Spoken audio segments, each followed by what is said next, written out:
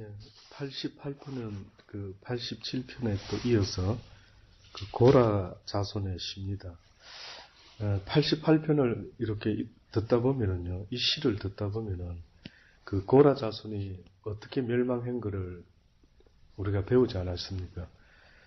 그 고라 자손에 어떻게 보면은 멸망당한 그 후손이 혹시나 이렇게 조상의 죄를 깨닫고 하나님 앞에 간구하는 것은 아닐까 이런 생각이 듭니다.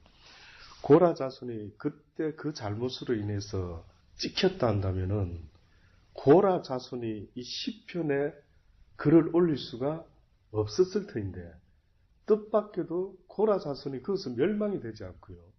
나중에 고라 자손이 시편의 다윗과 함께 이런 글을 올리게 됩니다. 그랬을 때에 그들이 어떻게 보면 오늘 이 시가 자기 조상의 그 어떤 잘못된 하나님 앞에서의 그 징계로 끝이 나면은 그 어찌하면 좋습니까? 그 끝이 되지 않도록 우리를 다시 한번 기회를 주시고 구원해 주십시오. 라는 생각을 한번 가지고 이 시를 읽어보면은요. 왜 이렇게 표현을 했을까라고 하는 느낌이 좀 더 와닿지 않는가 하는 생각이 듭니다. 그가 첫 번째로 말합니다. 여호와 내 구원의 하나님이요. 구약에서 내 구원이라고 말할 때마다 잊지 마십시오. 그것은 언약의 하나님이요. 약속하지 않았습니까? 그 과연 고라 자손의 입장에서 무엇을 좀 기억해달라고 할까? 비록 내 부모가 잘못했다 할지라도, 내 조상이 잘못했다 할지라도, 회개하면은, 돌이키면은, 그 죄를 3, 4대까지 내리지 아니하시고 다시 회복해 주실 수 있는 약속의 하나님이시지 않으셨습니까? 그걸 기억하여 주옵소서라고 하는 어떠한 간절함이 그에게 있지 않았을까? 그래서 여호와 내 구원의 내 언약의 약속의 하나님이시여 내가 주야로 주의 앞에 부르짖었사오니 나의 기도로 주의 앞에 달하게 하시며 주의 길을 나의 부르짖음에 기울이소서. 대저 나의 영혼에 곤란이 가득하며 나의 생명은 음부에 가까워 싸우니 나는 무덤에 내려가는 자와 함께 인정되고 힘이 없는 사람과 같으며 사망자 중에 던지운 바 되었으며 살육을 당하여 무덤에 누운 자 같으니이다. 주께서 저희를 다시 기억지 아니하시니 저희는 주의 손에서 끊어진 자니이다. 지금 이 고라 자손이 이 고라의 이 시 속에는요. 만약에 내가 음부로 내려가서 죽어버리면은 그 기회가 없다라는 겁니다. 하나님의 은혜도 어느 때 받을 수 있느냐 하면은 음부로 내려가기 전에 우리에게 기회가 주어져 있는 겁니다. 많은 사람들이 이 땅에 육으로 살아가는 이 시간이요. 하나님께 은혜 받을 수 있는 귀한 찬스가 되고 있는 것도 모르고 아직 내가 생명 있다라는 것은 어떻게 보면 고라 자손의 말과 같이 내가 하나님의 은총을 다시 한 번 더 입을 수 있는 기회가 지금 주어져 있다라고 하는 이 소망이 된다. 근데 내가 지금 죽어버렸다. 그래서 음부로 내려가 버렸다 하면은 그 다음은 어떻게 된다고요? 하나님의 그 은혜도 나는 얻을 수가 없다라고 지금 고라 자손이 말하는 거예요.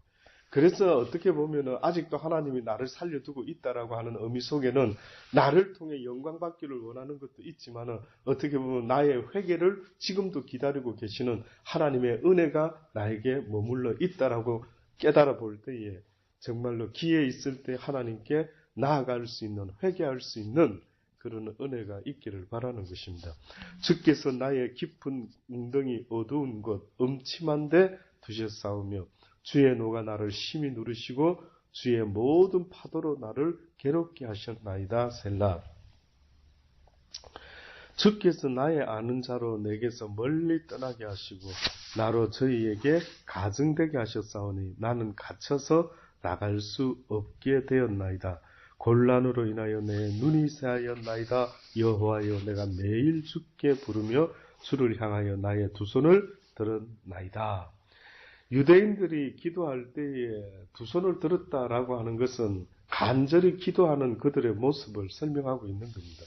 그러니 다윗도 그렇고 시편에 있는 많은 이 시편의 기자들의 이야기에 공통되는 게 있다면은 이들은 한마디로 세상 살아가다가 힘들고 곤란한 일이 있을 때마다 어떻게 했다라고 말하는 줄 아십니까? 뭐라고 하고 있는 것 같습니까? 주께, 내가 매일 주께 부르며 주를 향하여 나의 두 손을 들었나이다. 만약에 매일같이 어떻게 보면 성령이 임했을 때 초대교회 때 성령이 임했더니만 성령이 하나님의 기쁜 뜻을 쫓아서 인간에게 분명히 역사했을 거 아닙니까? 그러면 그 성령이 역사했을 때에 기억나십니까? 초대교회 성도들이 안 하던 짓을 했어요. 성령이 임하니까. 그게 뭐였습니까? 매주 한 번씩 모였습니까? 매일 모이기를 힘쓰고 또 그 다음에요. 떡을 떼고. 근데 여기서 말하는 떡은 조금 다르다 했습니다. 언젠가 한번 말씀드렸는데, 그냥 우리 먹을 거 들고 와서 떡 뗐다 이게 아니었습니다. 예수 그리스도께서 우리에게 가르쳐 주셨던 그 만찬을 이야기합니다. 성찬을 이야기합니다. 떡을 떼시고 잔을 돌리시면서 이는 내 살이요, 이는 내 피요. 이걸 기념해라. 성경의 기념해라고 예수님이 친히 했던 그 두 가지라 있습니다. 이걸 기념해라 했고 또 한 가지는요. 한 여인이 예수님의 발에다가 향유를 부어가지고 이 비싼 거를 갖다가 팔아서 가난한 자에게 주면 될 텐데 이 여자가 정신 나갔나 어쨌나 이걸 왜 이렇게 낭비하는 거야? 이랬을 때 예수님이 뭐랬습니까? 내버려둬라. 복음이 전파되는 것에 이 여인이 내게 좋은 것을 했으니 이 일이 함께 전파될 것이라. 이렇게까지 말하신 이 두 가지가 있었는데 그 첫 번째가 떡을 뗀다 할 때는 모여서 마실 나와가지고 먹고 마시라. 교회에서는 먹고 마신다라는 의미가 성경에는 없습니다. 모든 것이 성령은 하나님의 나라는 먹고 마시는 데 있는 것이 아니라 성령 안에서 기뻐하고 즐거워하고 말씀을 나누고 평안을 나누고 그저 서로 위에서 기도해주고 이것이라 했지 결단코 세상적인 어떤 것이. 그래서 성경에는 그 음식으로 너희의 형제를 많게 하지 말아라. 그래서 너희가 정말 배고프면은 교회 오기 전에 어떻게 하라고까지 말합니까? 먹고 오라 그랬어요. 처음 듣는 이야기입니까? 있습니다. 말씀에. 너희가 교회에 왔다 배고파가지고 형제가 아직 안 왔는데 함께 나누는 그냥 모르겠다. 내 먼저 먹어봐. 그런 거 없다 그랬습니다. 그렇게 하면 안 돼. 그거보다 더 중요한 거는 형제가 함께 나누고 함께 교제하고 함께 그리스도를 기억하고 이걸 더 중요시했지. 교회에서 먹고 마시고 어떤 친목회 모임 같은 그거는 안 된다. 그런 주님이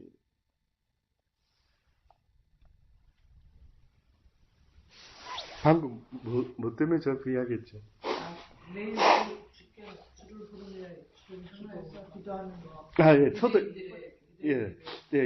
초대교회에서 성령이 임했더니만 달라진 증상이 있다 했습니다. 그죠?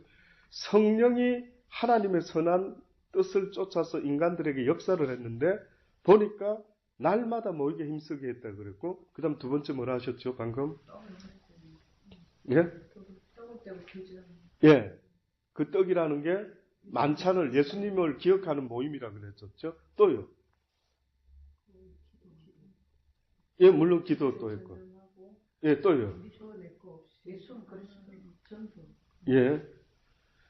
자기의 것을, 자기의 소유를 조금이라도 자기의 것으로 여기지 않기 시작했어요. 제가 볼 때는 이게 가장 뜻밖인 것 같습니다. 왜 제 것으로 여기지 않을까?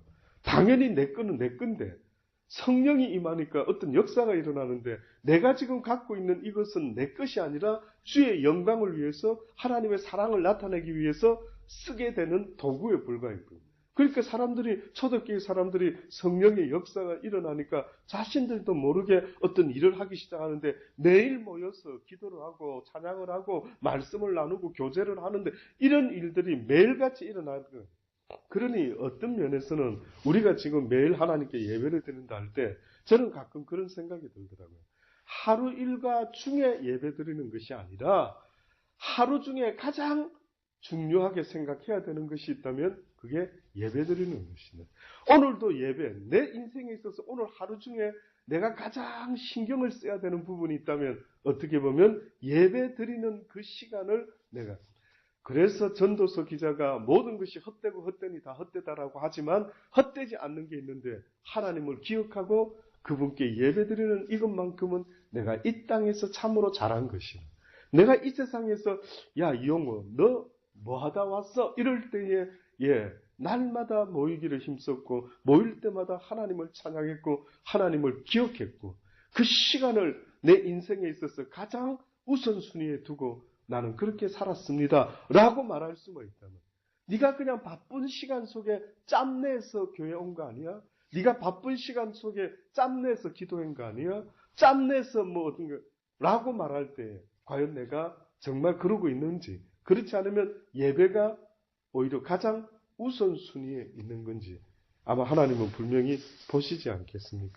저는 여러분의 삶이, 저의 삶이 어떻게 보면 힘들고 어렵고 바쁘지만 그러나 우선순위가 날마다 주님 앞에 매일같이 주께 부르짖으며 주를 향하여 나의 두 손을 높이 높이 들었나이다라고 고백할 수밖에 없는 이 고라의 고백이 아무리 고난과 힘든가 얼마나 어려움이 지금 고라에게 있었는지 모르지만은 그러나 이가 고난 때문에 이렇게 날마다 죽게 나왔다 한다면 우리는 고난이 없을지라도 오히려 날마다 죽게 나올 수 있다면 주님이 분명히 기뻐하시리라 믿어 의심치 않습니다.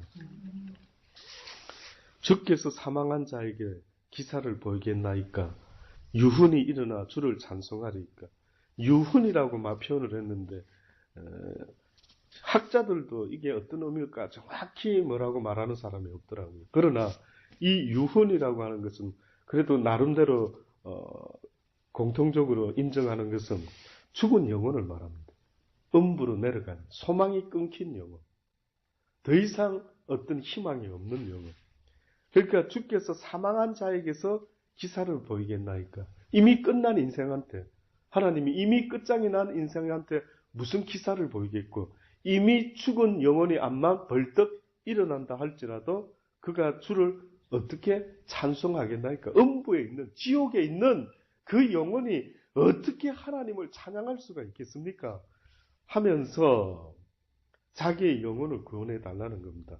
주의 인자하심을 무덤에서, 주의 성실하심을 멸망 중에서 선포할 수 있으리까? 흑암 중에서 주의 기사와 이즘의 땅에서, 지옥의 땅에서, 음부의 땅에서, 그 누구도 기억하지 않는, 하나님도 기억하고 싶지 않는 그 이즘의 땅에서 주의 의를 알 수 있으리까? 여호와여 오직 주께 내가 부르짖었사오니 아침에 나의 기도가 주의 앞에 달하리이다. 꼭 성경에 보면 이와 같이 방금 읽은 이 말씀처럼 주로 기도할 때의 아침, 새벽에 이렇게 표현을 하죠. 어떤 의도일까요? 여러분이 이런 표현을 썼다면 여러분은 어떤 의미가 있습니까? 하루를 시작하면서 제일 먼저 주님을 예.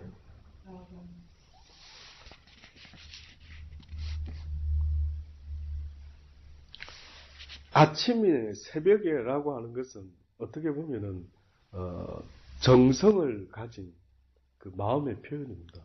우리가 정한수 떠다 놓고 밤중에 기도합니까? 아니면 이른 새벽에 기도합니까? 예, 이른 새벽에 기도하지 않겠습니까? 정성이죠, 정성. 예. 그러니 지금 이 시편 기자도 아침에 나의 기도가 주의 앞에 달하리이다.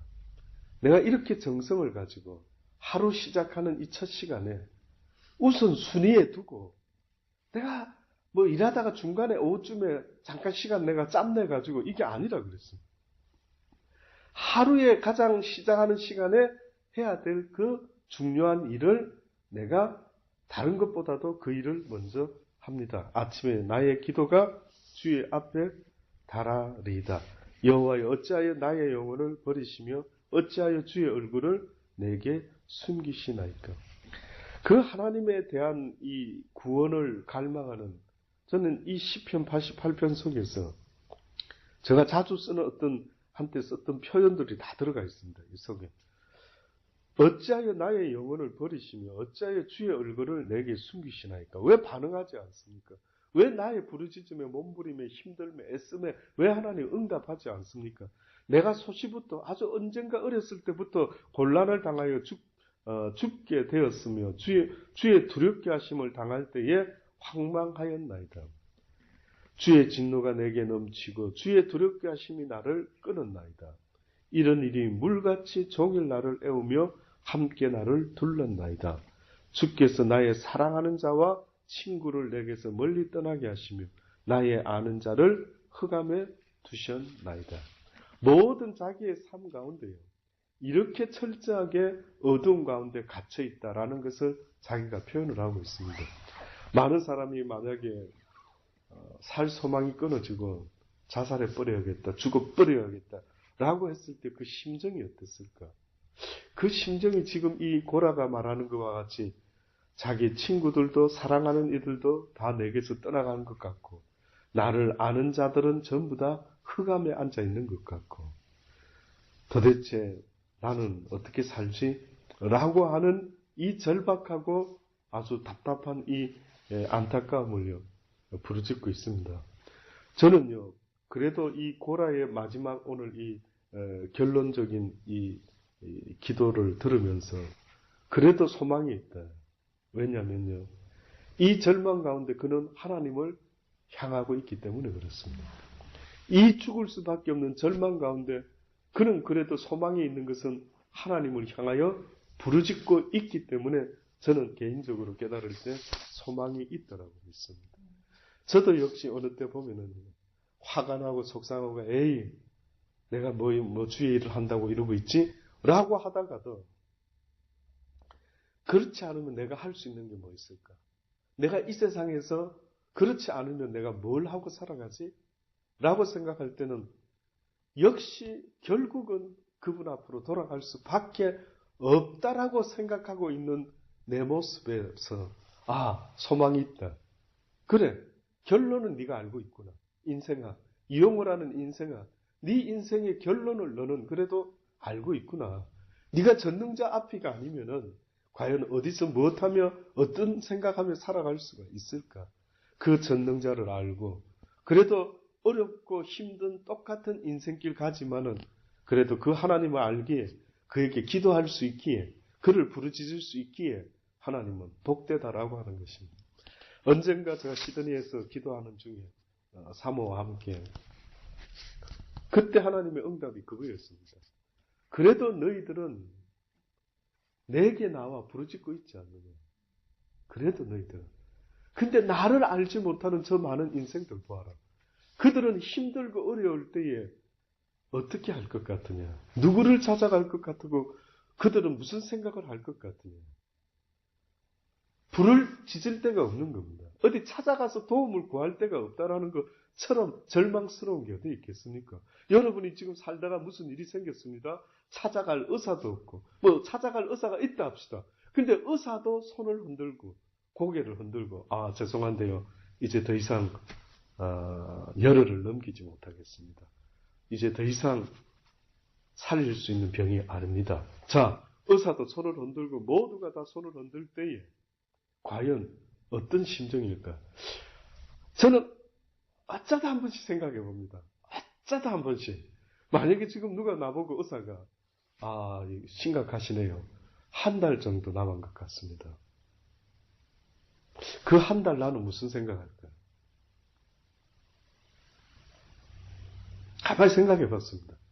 그 한 달간 나는 내 머릿속은 가끔 드라마나 이래 보면은 막 그냥 몸부림치는 사람, 여행 훌쩍 떠나보는 사람, 막 그동안에 뭐 먹어본 거 싫고 먹을 사람 있겠지만 과연 그 머릿속에 인간이라는 존재가 나에게 딱 한 달밖에 시간이 주어져 있지 않다라는 것을 알았다고 하고 의사도 더 이상은 안 된다라고 했을 때 과연 뭘 할 수 있을까요? 아마 전능자를 부를 수 있어야 되리라 생각합니다. 나를 지으신 자, 의사보다도 더 나를 아시는 그분. 예. 그래서 오히려 맞습니다. 한 달간 오히려 하지 못했던 회개를 정말 열심으로 그래서 회개하라. 천국이 가까웠다 하시는 것처럼 어떻게 보면 궁극적으로 하나님은 인간 인생의 60, 70, 80의 삶 속에서 딱 하나를 보기를 원한다라고 한다면 그게 바로 회개 아니겠느냐. 그것도 하나님이 인정하는 회개가 문제인 겁니다. 내가 인정하는 회개가 아니라 하나님이 보셨을 때에 네가 천국을 얻을 수 있는 회개를 했구나라고 하는 인정하는 회개가 중요한데 여러분 생각할 때에 과연 그 회개가 어떤 것일까요? 한번 생각해 보신 적 있습니까? 하나님이 인정하는 회개는 뭘까요? 내가 정말로 회개한 것을 그분이 알아줘야 되는데 내 하나님이 내가 얼마나 회개하고 있는 걸 알아줘야 되는데 또 한번 생각해 보세요. 만약에 누군가를 좋아하게 돼서 결혼하고 싶습니다. 그럼 그 사람한테 말하겠죠. 나 당신 너무 사랑한다고. 나 너무 당신 사랑해요. 라고 할 때 내가 너무 사랑한다라는 걸 알려주고 싶은데 여러분은 그때는 어떻게 알렸습니까? 어떻게 알리는 것 같습니까? 자, 그렇다 한다면은 내가 진정 회개했습니다, 아버지. 나 정말로 잘못한 거 인정하여 나는 이제는 이렇게 살고 싶지 않습니다. 라고 하는 그 마음을 여러분은 어떻게 표현할 수 있겠느냐, 하나님 앞에. 저는 세븐마일 비치라는 영화를 언젠가 말씀 한 번씩 드렸죠. 그게 흑인 뚱뚱한 흑인이 나오는데 그 흑인이 억울한 누명을 쓰고 어떤 소녀를 갖다가 폭행해서 죽인 어떤 살인마로 아주 백인들이 막 저 인간 저런 놈 죽여라 하고 이런 자가 있었는데 그 간수장이 보니까 사람이 그런 사람이 아닌 거예요. 이런 사람이 사람을 죽였어. 아이를 죽였어. 이거는 뭐가 잘못됐대. 근데 이제 이 사람이 나중에 간수들이 짜고는 이 사람을 도망가게 해주려고 한 겁니다. 근데 이 간수장, 이 흑인, 이 누명을 쓴 살인범 누명을 쓴 이 흑인이요. 저는 이런 사람이 어떻게 보면 하나님이 인정할 수 있지 않을까라고 싶은데 그게 뭐였느냐 하면요. 너 살려줄 테니 나가라. 그랬더니만 뭐라고 이 흑인이 표현을 하느냐면 저는 아직 잊혀지지가 않습니다. 나는 안 나가겠다는 거예요. 너 여기 있으면 죽는데 좀 있으면 사형당하는데 왜 안 나가? 나는 저 세상이 너무 무섭더라고요. 나는 내가 어두운 악 가운데 살아가고 있는 내 모습이 저들과 비슷하게 살아야만 되는 그런 걸 듣고 보면서 살아야 되는 내 모습이 너무 힘들답니다. 그래서 나는 어둠의 세상에서 살고 싶은 게 아니라 하나님 나라에서 어떻게 보면 살고 싶다. 뭐 이런 의미가 있겠죠. 안 나가겠다라는 거예요. 그냥 있다가 죽겠다라는 거예요. 물론 그분의 말, 그 속에 그 어둠 속에 빛이 돼야지. 뭐, 안 나가고 죽으려고. 예, 그런 지적도 할 수 있겠지만, 그 사람의 마음 속에 어두움을 얼마나 싫어하며, 그 죄악된 세상에서 산다라는 것이 얼마나 괴로웠으면은, 안 나가고 그냥 죽는 게 낫겠다고 택했을까. 또다시 말하면 성경의 베드로 같은 사람이 바로 그런 경우, 말씀을 들었을 때 뭐라고 고백했다고요? 주여, 나는 죄인이로소이다. 그러면서 뭐라고 표현했다고요? 나를 떠나소서. 어떻게 그럴 수 있는 거예요? 어떻게 나를 떠나소서. 근데 이 표현이 예수님의 마음에 와닿았을까요? 와닿지 않았을까요? 와닿은 것 같아요. 진정성이 와닿은 것 같아요. 그러니까 예수님이 떠나라 했으면 그냥 주님도 그래 나 필요 없어 하고 떠나면 되는데 주님은 안 떠나고 뭐라 하셨습니까? 이제 내가 너로 하여금 사람을 낚는 어부가 되게 하리라. 이제 쓰겠다. 이제 합격됐다. 사도로서 합격됐다. 천국으로 들어올 백성으로 합격이 됐다라고 말할 때에 어떻게 보면은 주님이 인정할 수 있는 그 고백을 했던 겁니다. 그 중심을 보았던 겁니다. 그러면 여러분 생각할 때 여러분이 지금 말로만 하고 있는 사람인지 내 중심으로 지금 고백하는 신앙인인지를 어떻게 아느냐 이거를. 딱 한 가지밖에 없습니다. 네 재물을 다 팔아 가난한 자들에게 주고 나를 따르라. 할 수 있는가를 스스로 물어보십시오. 스스로 물어보시면 됩니다. 내가 지금 그 말에 예 주님 주신 이도 여호와시오 거두어 가실 이도 여호와신데 주께서 쓰시겠다 하시니 주님 가져가십시오. 라고 할 수 있는지 그렇지 않으면 잠깐만요. 그거 말고 딴 거 말씀하세요. 이게 지금 내 속에서 올라오고 있는 솔직한 생각인지 여러분 스스로 보면 됩니다. 뭐 사람한테 보일 것도 없습니다. 하나님 앞에서 내가 과연 내 인생 자체도 심지어는 내 생명까지도. 그래서 성경이 뭐라고 말하느냐 하면은 네가 나를 따라오는 것은 너를 부인해라 하는 것도 한마디로 너를 위하는 모든 생각을 내려놓고 네 십자가를 지라는 그 의미도 십자가는 죽음을 상징한다고 말했죠. 예수님이 십자가를 졌다라는 것은 주의 뜻을 위하여 그의 생명까지도 내어놓았다라는, 나를 따르기를 원하는 자는 누구든지 다 하나님 앞에 뭘 내놔라고? 생명까지도 내려요. 재물 문제는 그거는 아무것도 아닙니다. 네 생명까지도 내어놔라고 그렇게 이야기를 하고 있는 겁니다. 저는 여러분이요, 물된 동산에서 이렇게 함께 신앙생활을 하는데 우리가 하나님을 제대로 알았다라고 한다면은 정말 이 시간에, 이 순간에 하나님께서 나를 부르신다 할지라도, 내 생명을 원한다 하실지라도, 주신이도 여호와시요 거두어갈 이시도 여호와이십니다 라고 내어놓을 수 있는 고백이 생기지 않는다 한다면은 뭐가 지금도 문제지? 스스로 돌아볼 수 있게 되기를 바라는 겁니다. 한때는 저는 너무나 육신 가운데 사는 게 힘들어가지고요. 하나님의 일을 위해서라기보다 너무 고통 가운데 있다 보니까 저를 빨리 데려가 달라고 했습니다. 그렇게 기도를 오래 했습니다. 근데 저는 그런 기도를 할 때 저한테 스스로 물어봤습니다. 이용우, 지금 너 이 기도하고 있지? 빨리 나 좀 데려가 주세요. 근데 진짜 오늘 밤에 주님이 와서 네가 데려가 달라 기도했지? 가자 라고 응답이 오면은 너는 후회 안 할 자신 있냐? 저 스스로한테 그 기도하면서 계속 물어봤습니다.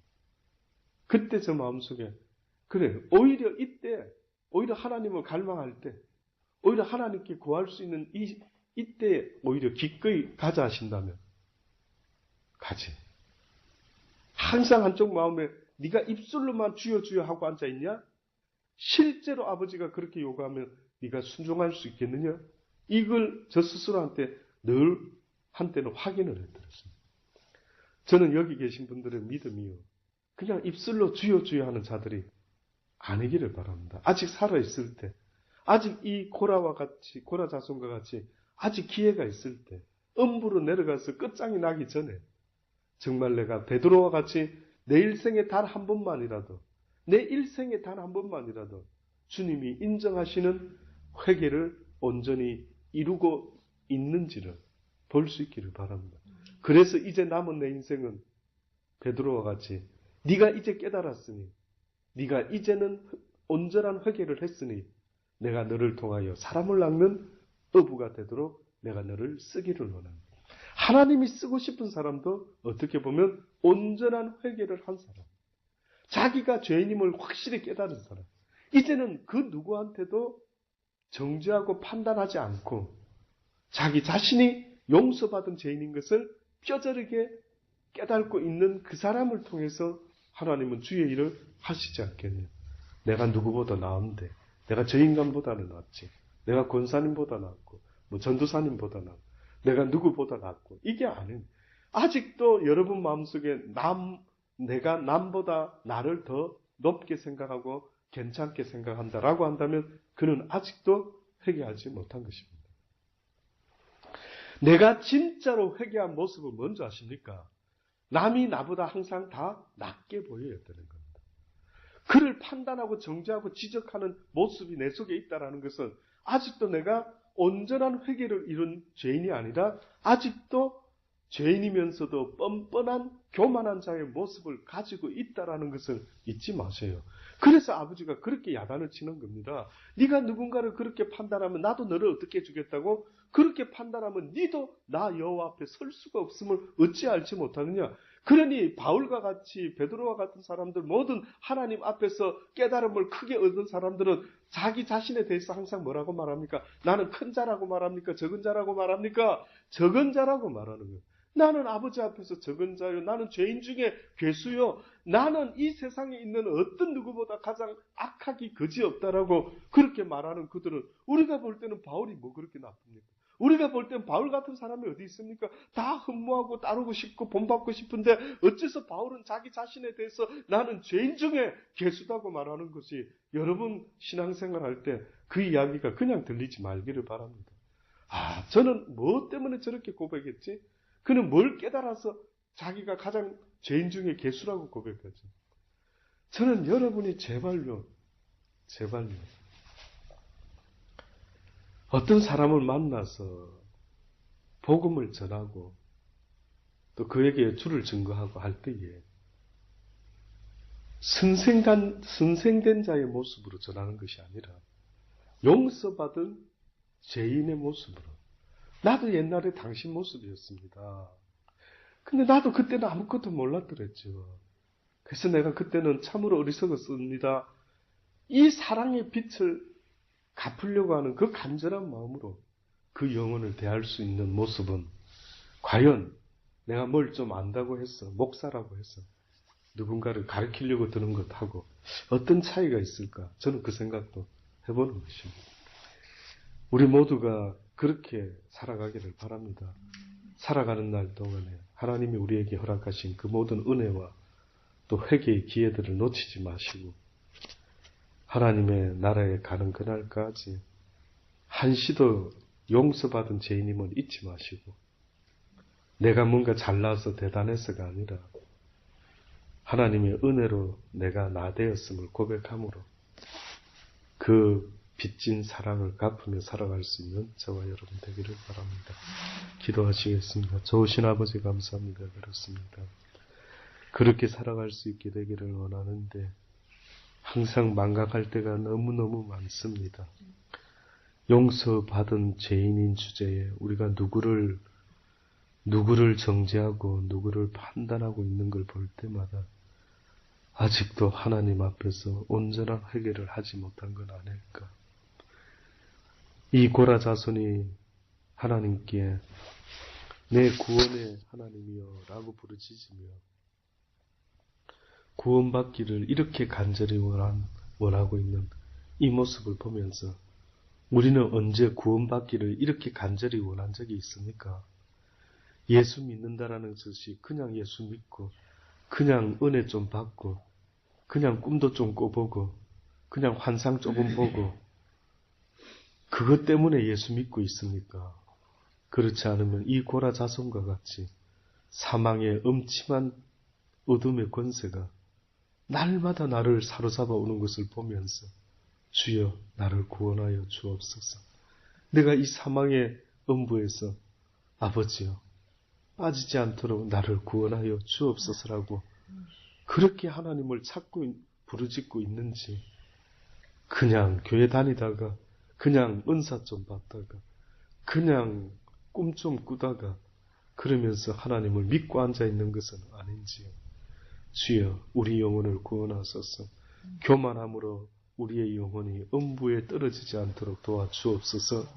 내 영혼을 구원하셔서 아버지의 나라에까지 들리움 받을 수 있도록 날마다 깨어 주를 바라보며 회개한 자의 모습을 아버지 온전히 이루어 나갈 수 있는 우리의 믿음의 삶이 되게 하여 주옵소서. 물된 동산교회에 모이게 하신 하나님, 이 교회가 하나님을 기쁘시게 해드리는 교회가 되기를 원합니다. 하나님의 사랑이, 하나님의 긍휼하심이, 자비하심이 우리 속에 나타나기를 원합니다. 서로서로 허물을 덮어주며 서로서로 사랑하며 서로서로 이해하며 서로서로 용납할 수 있는 그 하나님의 가르침을 온전히 이루게 하여 주옵소서. 아직도 알지 못하고 내가 누구보다 나은 줄로 생각하는 자가 하나도 없게 하시고 오직 주님만이 우리 모든 이들의 찬양을 받기에 합당하신 분임을 잊지 말고 우리 자신을 내세우는 어리석은 인생 되지 말게 하시고 서로서로를 섬기는 사랑의 종 되게 하여 주옵소서. 예수님의 이름으로 감사하며 기도드리옵나이다. 아멘. 주신 말씀 붙잡고 기도하는 시간 됩니다.